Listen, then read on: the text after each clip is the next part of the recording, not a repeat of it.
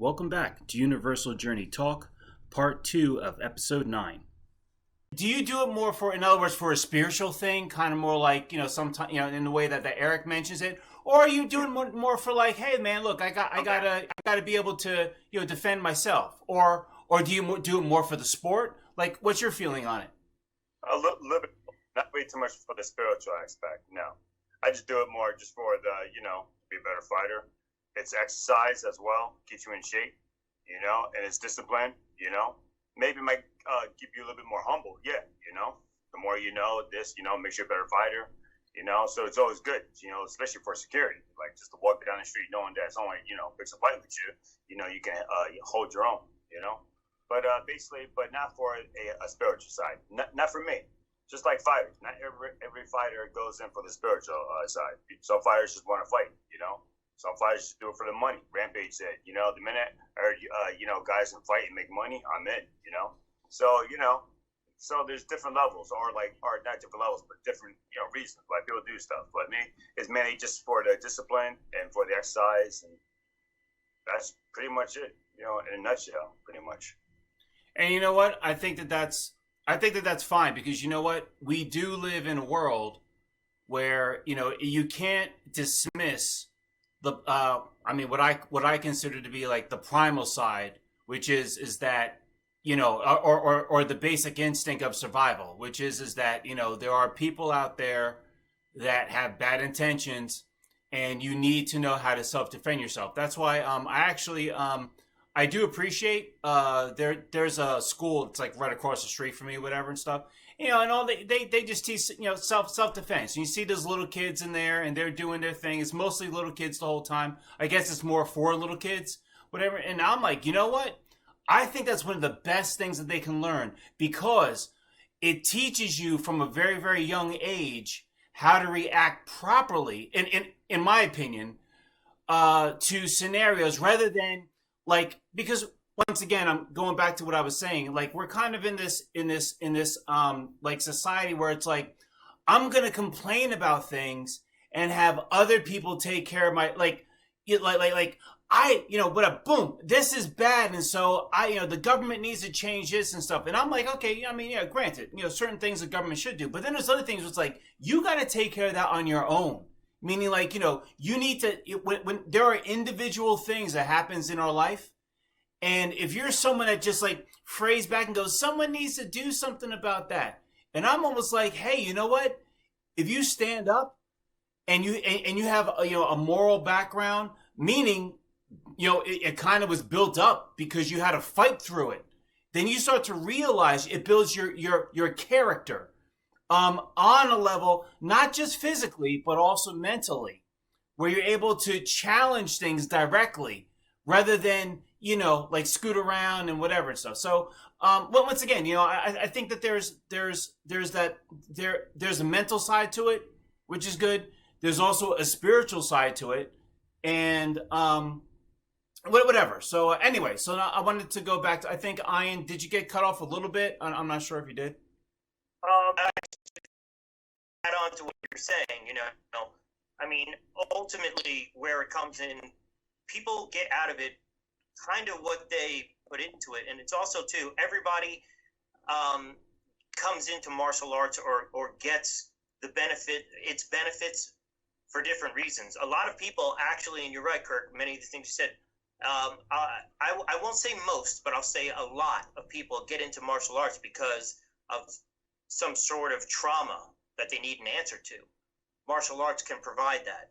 Like, say, for instance, maybe you were bullied, or there's some kid that, early on that's picking on you, or maybe you're a woman and you feel scared because of some person you're in a relationship there's all different various reasons that are threatening in this world. And the reality is threats are everywhere. That's just the truth.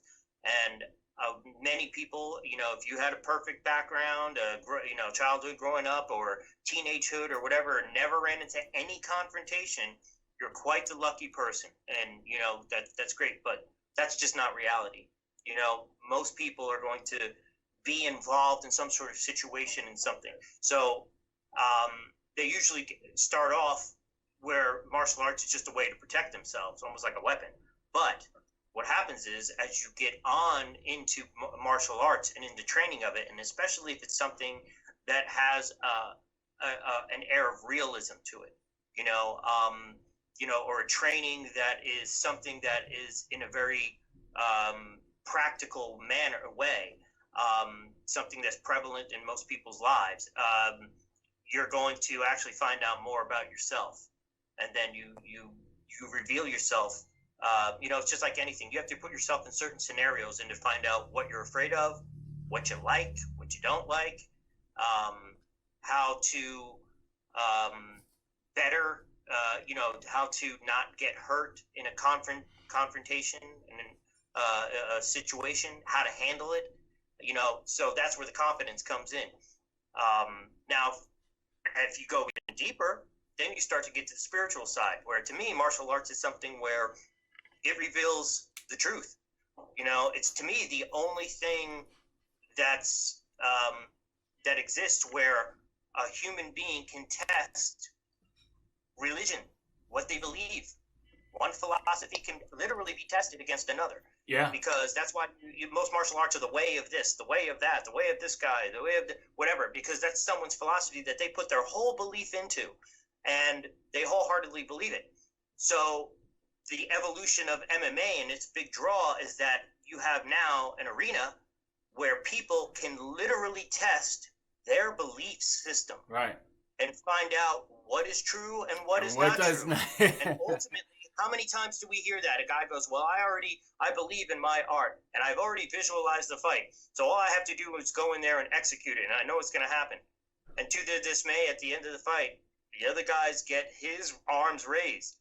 And now he has to go back and reevaluate what he actually was putting all his faith in for the first time, maybe. Yeah. To actually find out that everything that you believe actually isn't true. Right. So that has to be tested, because the other guy, he believes everything is true too. Right. And ultimately, only one guy's winning. Can I just throw I like what you were saying. Can I just see what Heath was going to say about that? Heath? Yeah, go ahead. Yeah, I'm done. You mentioned the belief system, and I'm serious too. Because you're right. Sometimes people put their whole life in like something they believe, especially in fighting. And then when they, face a opponent who believes in something different. And the thing is, though, they realize all that training, sometimes that belief system only lasts like 10 to 15 seconds in the ring against somebody.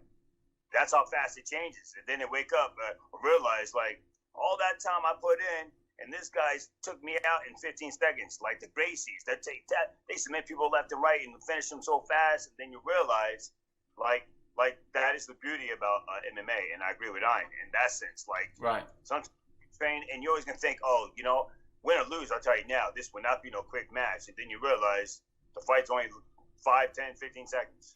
All right, so if I can just add into that. So I think we're actually hitting on a very pivotal point, which a lot of people probably need to really like what I think we're honing on in here is we're talking about absolute truth. When UFC first started, I still think till this day it is the most sobering and informative entertainment. You want to call it? I mean, it is entertainment, but it's still real. Because I used to watch stuff like whatever. Who's the guy that did Aikido? The Aikido movies. Steven Seagal. Yeah, Steven Seagal and stuff, whatever. And you had all these other movies. You had the other guy, I don't know, whatever. And like, oh, people like, yo, man, that guy would kick ass and all this other stuff.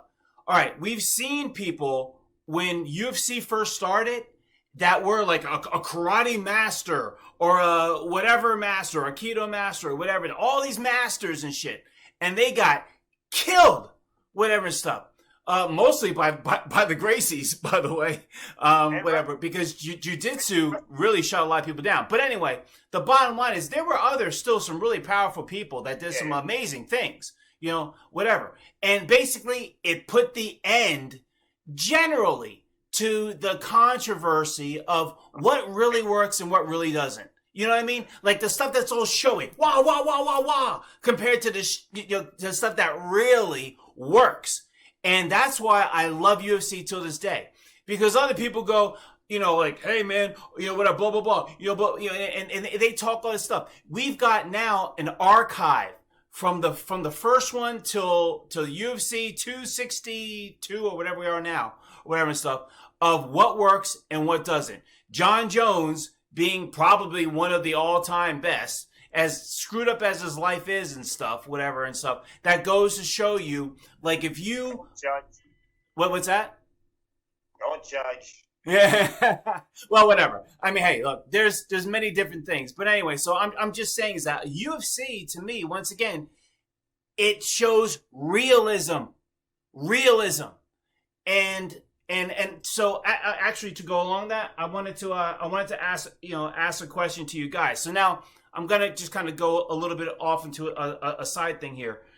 So Bruce Lee, we all know. One of the top, all-time MMA or martial arts, whatever and stuff. Pioneers of mixed martial arts. Pioneer, totally. Now, there's a lot of things we don't know about him. We've kind of talked about this stuff personally, and I wanted to just kind of bring this to the forefront. Here's my only thing. Okay, by the way, all props to Bruce Lee. I think he was a pioneer completely. But here's my question. I wonder now if what he knew back then would be that good in MMA now. Now, I want to preface it with what he knew back then probably may have been the best that there was at that time. But in other words, it's almost kind of like, I would like to see what Bruce Lee could do now, or, maybe he wouldn't have done as good, meaning this, because the only problem I've always had, people talk, oh, like Bruce Lee was the best of all time. I'm like, yeah, but everything you saw was in a freaking movie, man. I mean, I wanted to see his actual fighting. Now, granted, if anyone want to talk about it, if you've actually seen him fight in real life, when it wasn't in a movie or whatever, then I'm going, okay, now that tells me something. Anything, same thing with Aikido guy or whatever and stuff. If you show me stuff you can do in a movie, yeah, of course you're going to win.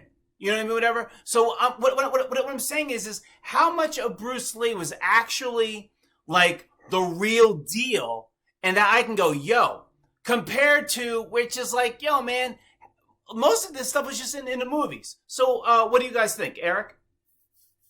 I'm just saying, like, Bruce Lee, if you know the story, I mean, he's been in a lot of real fights. Now, just because they weren't recorded doesn't mean it didn't happen or exist. Because if I get into a fight if I get in a fight tomorrow on the street and no one was there to witness it, just like a tree, if it fell down in the forest, no one's there to hear it. Did it ever make a sound? But all I'm gonna say is I did get into the fight because it's personal. You know what I mean? Gotcha. And there's been witnesses anyway. So, but beyond whether we record Bruce Lee fighting or not, his philosophy, when you listen to him, regardless of watching him on in movies or TV, which either way, I'm saying this isn't to knock every movie star that is a mixed martial arts, like Steven Seagal. Steven Seagal is a very talented mixed martial arts person. And remember, there is a reason why he was on TV. It isn't like the guy, he sucks. Like, no, like he can whip some ass. Like, my thing is who we comparing him to. I mean, Steven Seagal, he lost when he got into like a gentleman's match with his own stuntman, the Machados, which are like, Gracie's related to them and their family, whatever. But you're talking, that was the Machado brothers, you know what I mean? So my thing is, I don't want to knock anybody that trains real hard. And just Eric, in that incident though, do you know what happened? I mean, it wasn't the Machados that humbled him. He ended up going to learn from the Machados because Steven Seagal had to apparently learned all this about martial arts, but the one thing did escape him, humility. Because there was a bunch of people during the Under Siege when they were doing it, and one of the stunt coordinators was old man Fabio, Gurgel, not Gurgel, I'm sorry. Judo Gene LaBelle. And he was an old man at this time, and they were like, they were all saying, Judo Gene LaBelle will take you down and choke you out.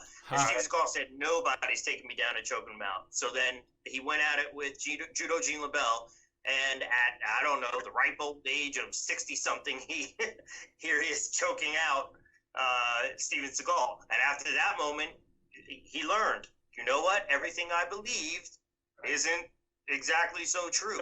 So then he started to, but he was humble enough to say, you know what, I was wrong, and now I am going to learn from the people who know what you know. And now you see movies and you see him doing Brazilian Jiu-Jitsu in half of them, you know, or most of them.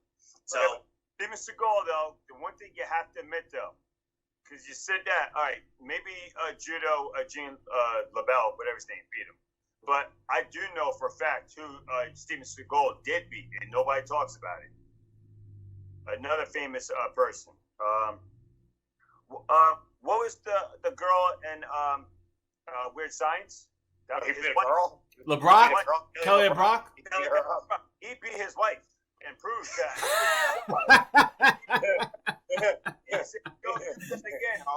You got me, man. Yo, you got me. That's why I go fight. I'm Steven Seagal. There is somebody he can beat. He went undefeated, I think, against him. Hey, so by the way, what do you guys think about Van Damme? Do you think he was like a real deal, or I think it was commercial to me? What do you guys think? Thanks for watching this segment. Much more to be discussed in the next part, so give this video a like, leave your comments for us to reply to in future episodes, and stay notified by hitting the subscribe button.